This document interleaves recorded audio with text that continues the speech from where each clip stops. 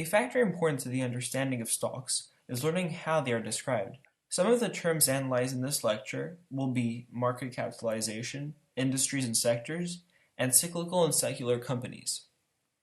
Let's start off with market capitalization. You'll often hear companies referred to as large cap, mid cap, or small cap. All these terms refer to the overall market capitalization of a company. It is basically a measure of a company's size. In other words, it can be described as the dollar value of the company and is calculated by multiplying the number of shares outstanding by the current market price. The shares outstanding of a company can be found on any financial website, such as Yahoo or Google Finance, and is just meant to represent the company's stock held by all of its shareholders. There's no specific point in order to qualify a company as being a large cap, mid, or small cap. But usually you'll see a small cap company being valued at less than $1 billion, a mid cap company between 1 and 5 billion, and large cap over 5 billion. Let's just look at a quick example in order to illustrate the concept. I'll use Apple stock as the example. Say Apple has a stock price of $500 per share and has 900 million shares outstanding. If you were to multiply both figures, you would find out that its market capitalization stands at 450 billion, earning it a spot as a large cap company. Larger cap companies will tend to be much less vulnerable to the ups and downs of the economy, in large part due to their huge financial reserves. On the other hand, small cap companies are much more vulnerable to turmoils, but can provide for a lot more growth versus large caps. Companies are always divided into sectors and industries. A sector represents a large part of the economy. These can be sectors from financial to technology companies. Industries, on the other hand, are much more specific and are part of a sector. For example, banks are an industry within the financial sector. The existence of sectors and industries are important to note as they frequently all move together in terms of stock price. An event in the economy can affect an entire industry. For example, if there were higher gas prices, the profits of transportation companies would fall, thus causing the company's stock price to plummet. Or if an industry was in the midst of innovation and was the center of attention. Much like during the dot-com bubble, which was a time when investors bought up any tech companies they could find, even though their stock price was worthless. This resulted in the crash of 2000. An important part of maintaining a healthy portfolio, which means a collection of stocks, is by having stocks that belong to different sectors and industries. It is important as if, say, a stock of one industry were to fall, you would have the downside protection of the other stocks which would belong to different industries and sectors. Stocks are also divided into two very important categories, the seculars and the cyclicals. The big difference is in the way that they make their profits, therefore responding to the relative strength or weakness of the economy. Secular stocks make up stocks that people need, regardless of the state of the economy. So for example, consumer staples, which are basically supermarkets, etc., or healthcare. So basically services that people will always use even during a weak economy.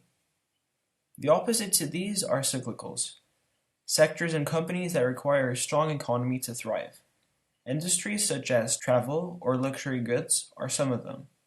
During times of economic hardship, they tend to have decreased profits as people try to cut down on unnecessary expenses. The three major descriptions of stock discussed in this lecture were market capitalization, which is the company's total value, sectors and industries, which are categories in which companies are placed in relation to what they do, and seculars and cyclicals, which is related to the two different types of companies and how they make their profits. In this lecture, we'll be looking at different types of stocks. Many of the things learned today are related to previously covered material, such as capital gains and dividends. We will also be going through common and preferred stocks, as well as their different classes. When you choose to buy a stock, you have the choice of buying two kinds of them, common or preferred. All publicly traded companies issue common stock, and some others issue preferred too. In terms of losses, you could say that preferred stock exposes you much less to the risk than common stock. On the other hand, it does give you much less potential for total return. Total return basically means the capital gains and the dividends you receive from an investment. When you hold common stock, you will most definitely feel the ups and downs of the company, as their share price would rise or fall continuously. They reflect the investor demand and the state of the markets. There are also no price ceilings, so the share price could possibly triple, but also lose that value. It is possible that the issuer of the common stock pay dividends, but it is not required to do so. And if it were to, the dividends wouldn't be guaranteed. The company could even cut or eliminate the dividends, though it would be a rare scenario, as it would send the wrong message about the company's financial health. When you're a holder of preferred stock, you're usually guaranteed a dividend payment. More importantly, the dividend is paid out before the dividends of the common stockholders. Unlike common stock, the price of preferred stock doesn't move as much though. Something interesting to look at is when a company goes bust or bankrupt.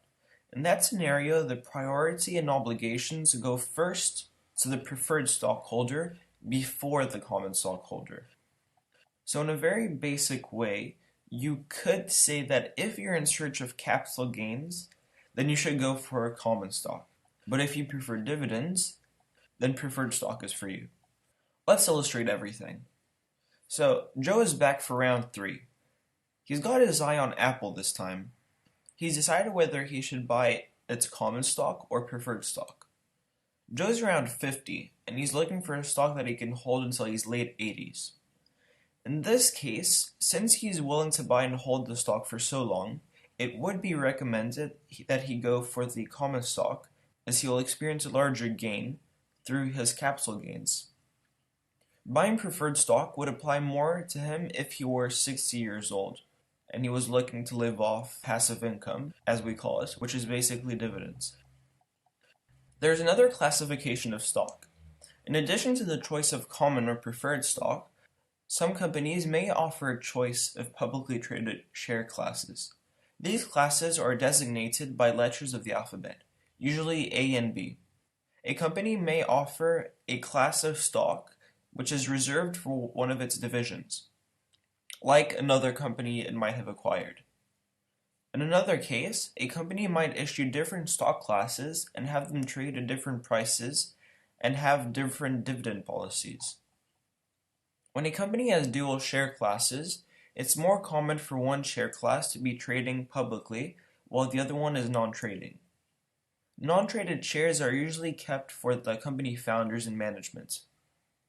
Those shares are kept under tight restrictions from being sold, and they tend to have what is called super voting power. This way, it makes it possible for insiders to own less than half of the total company shares, yet control the outcome of issues that are put in shareholder vote. For example, a decision to sell the company. In order to recap everything, common stocks have to do more with capital gains, and because of that tend to have much more risk than their preferred counterpart. Preferred stock is more in relation with dividends and is consequently a much safer investment, but with limited upside. Stock classes are just classification of stocks and are used differently according to the company. So this concludes this lecture. I hope you enjoyed. Thank you very much.